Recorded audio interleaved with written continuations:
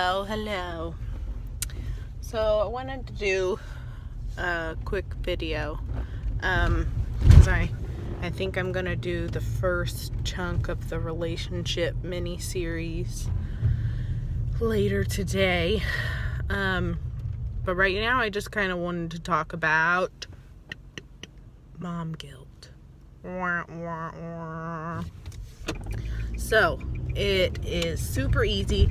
I can't speak for dads. I'm not a dad. So I'm sure dads feel this type of way too. So don't feel that this is just exclusive to moms. I can just only give a mother's perspective because I am a mother. So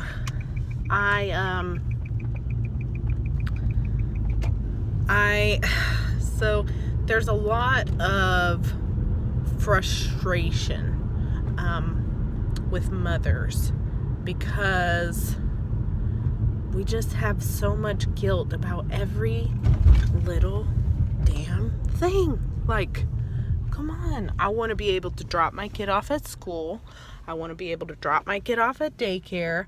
I want to be able to drop my kid off at grandma's house or their friend's house, or take them here, take them there, or this or that, or blah, blah, blah, without having tremendous guilt. I know that you feel the same way sometimes, probably. And if you do, like it, put a comment, subscribe, all of that. So, one way that I have figured out, and it's not a foolproof plan, but it definitely helps the more you practice. I have finished a book now called The Mastery of Love by Miguel Ruiz. I probably butchered that name. But anyway, it's called The Mastery of Love. Super awesome book, like super awesome book. And one of the quotes from it was, "Practice creates the master." And I have in my life at this very moment never found such a deeply truthful line, because they always say practice makes perfect, blah blah blah. Okay, I want you to get out of the mindset of perfection, because I will be honest, perfection is fucking real.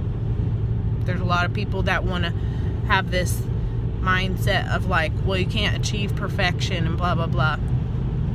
The issue is what our interpretation, perspective, and mind frame of perfection is. That is where the issue lies, not in the perfection itself.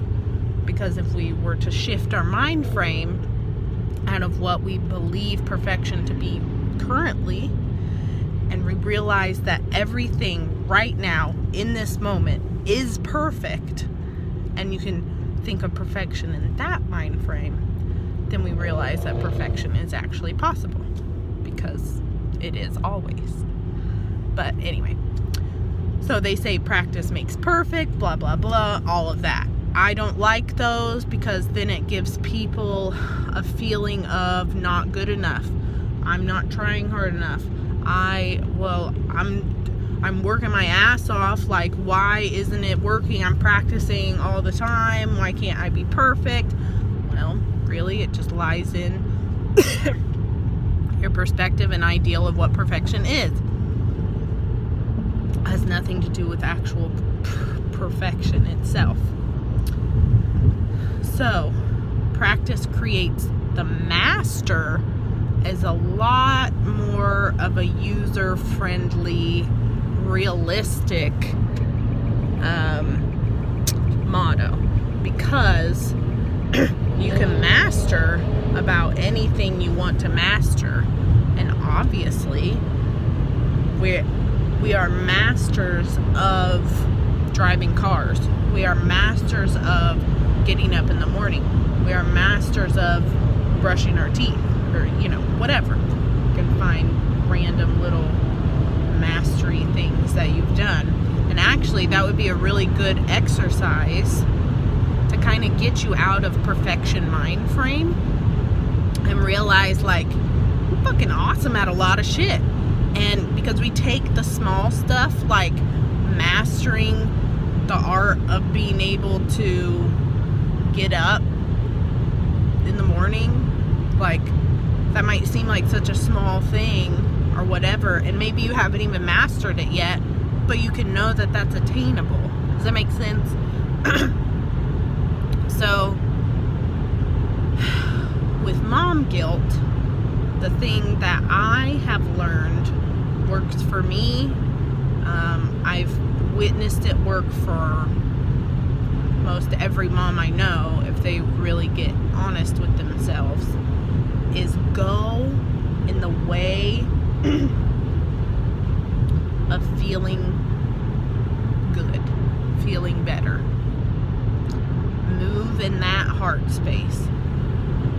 First of all, we really got to get out of our head when it comes to things, because we think, oh, if I drop my kid off at school, I'm such a terrible mom, and I don't spend enough time with them, and I go to work every day, and blah, blah, blah, blah, blah, blah, blah, blah, blah, blah, blah. Oh, I'm a stay-at-home mom, and I'm just sick and tired of these kids, and I just want to throw them out the damn window sometimes, and blah, blah, blah, blah, blah, blah, blah, blah, blah, blah, blah. The issue is we get too much in our head about things, and so we have these little voices of other opinions of people, of things that we've heard, or things that we have taken in throughout our life, that, oh, well, a good mom is this, and a good mom is that, and real moms do this, and real moms do that, and if you're a good mom and you're a loving mom, you do this and that, and blah, blah, blah, blah, blah, blah, blah. All we're doing is comparing ourselves now, currently, to the thoughts that we have about what is supposed to be, what should be. And if you've watched any of my other videos, you will know that this year I'm really moving out of the should mind frame into an is mind frame. What is right now? Not what it should be, but what it is. So what it is I gotta go to work every day, and I gotta take my kids to school, or I gotta drop them off at daycare, and it is what it is.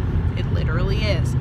Or I stay home with my kids because that works the best for us, and I feel guilty when I'm sick and tired of them and want to take them to a daycare or school, and I feel guilty about that, and I feel like I should feel this way. But it is what it is. And we really have to wholly, completely, and honestly, that's the hardest part, honestly accept that it is what it is. And then, once you've been able to fully accept that, like, it's not going to be what it should be by wishing it should be. It's what you're wanting it to be can be if you fully accept what it is now. So, accept what it is, and then sit in that space, in the is space, and then sit in your heart space and say, okay, so it is what it is, and I do feel guilty sometimes because I make comparisons of myself to these thoughts that I think should be. However, I know and fully accept that it is what it is. So, in order for me to not feel as guilty and to practice not feeling guilty at all, or at least not to the extent that I do, have to practice going with what will help me feel better about it, about what is what it is. So I can make a whole long video about stuff like that, but in short,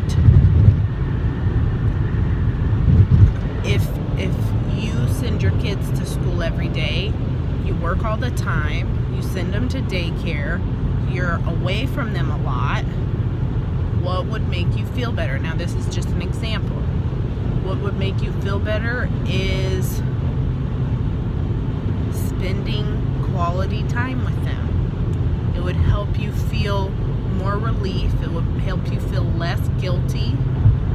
So now work from that space and think, okay, what would be quality time that we could spend together that I can thoroughly enjoy, because my only goal is to spend time with them. What we do while we're spending time should,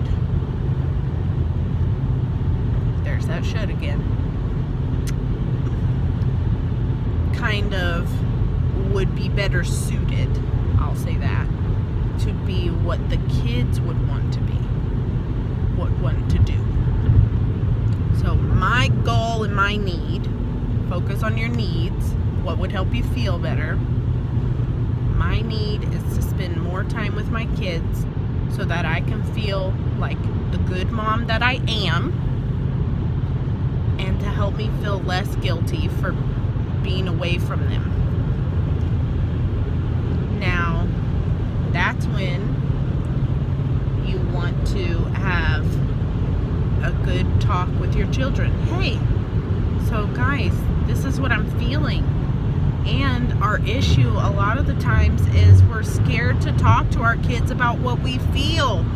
How the hell can we ever expect them to tell us what they feel if we don't feel comfortable telling them how we feel? I wouldn't want to tell anybody how I feel if they were adamant that they were not going to tell me what they feel. This is a mutual exchange. It's a relationship. It's a collaboration. You can't expect somebody to tell you all their heart's desires and what they feel and what they want in life and their needs and this and that if you aren't willing to do the same. Now, I'm not sitting there saying to tell them about all your financial woes and all of your relationship drama and this and that. Please don't do that. Okay, that's not what I'm saying. What I'm saying is, like in relation to this, go up to your kids and say, hey guys, I'm going to be real honest from you. Sometimes I feel guilty that you guys go to school. I go to work every day. We don't see each other as often as I want to. And I'm feeling a need that I want to spend quality time with you all. Now, I would like for my need to be met. And I understand that you all probably have a need in that same realm as well. So I'm wanting to know, how can we brainstorm some ideas for how we can spend some quality time together? And your kids, small, little, big, whatever, blah, blah, blah, will give you some really good ideas. They really will. Well, hey, Mom, how about we go to that pizza place and blah, blah, blah. Okay, well, Johnny, we don't have any money right now, so how about we can go to the store and get stuff to make homemade pizzas? Or, yeah, that sounds like an awesome idea, but maybe we don't have the money right now, and maybe you do, and you can just say, yeah, cool, great, let's do that. But if you don't have the money, or you have a different obstacle in your way, don't make it this hoorah, ha ha, boo-hoo is me thing. Just say, hey, okay, that sounds like an awesome idea, and I would love to plan that for Saturday when we have more money. But right now, I want to spend some quality time right now, and it needs to be able to be free or cheaper or whatever. So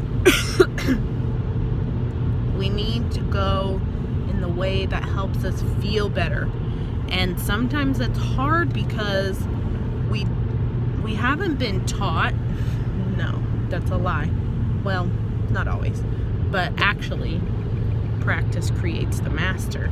You've practiced, we've all practiced, not recognizing our needs. So, you need to practice recognizing your needs in the way that you practice recognizing your child's needs, your baby's needs. Oh, I know this cry. This is a cry for a diaper change. Or, I don't know what this cry is, but blah, blah, blah. And you figure it out or whatever. Like, you have to practice to move what is. Because what is always going to be what it is. If you want it to change and what it is not working for you, then you have to practice something new. You have to practice something different. Practice a new mind frame. Practice a way of awareness. Practice a way of seeing things. Practice a way of doing things. So, all in all, this video is kind of long now. I didn't think it was going to be this long. But all in all, what you really have to do, if you are feeling mom guilt and you're tired of feeling it and you want it to change, you have to practice. Practice something different. Practice something other than feeling guilt. That's all that it is. Doesn't mean that you have to rip your kids out of school and live on the street because you don't have a job, because you want to be home with them all the time, and being a stay-at-home mom doesn't financially work out for your family, or, you know, vice versa. You know, it's none of that. It's just practicing not feeling guilty and recognizing your needs, because that's where your guilt is coming from, is you have needs that you're not meeting and you feel guilty for not meeting them. And then also, you probably have this slight tick tick in the back of your head and this slight awareness of, my kids have needs too, and they probably want to spend quality time with me too. We both have the same need. We just need to be able to meet in the middle so we can meet our needs. And the way to do that is communication and collaboration. You gotta trust your kids with your heart so they can trust you with theirs. Have a good day.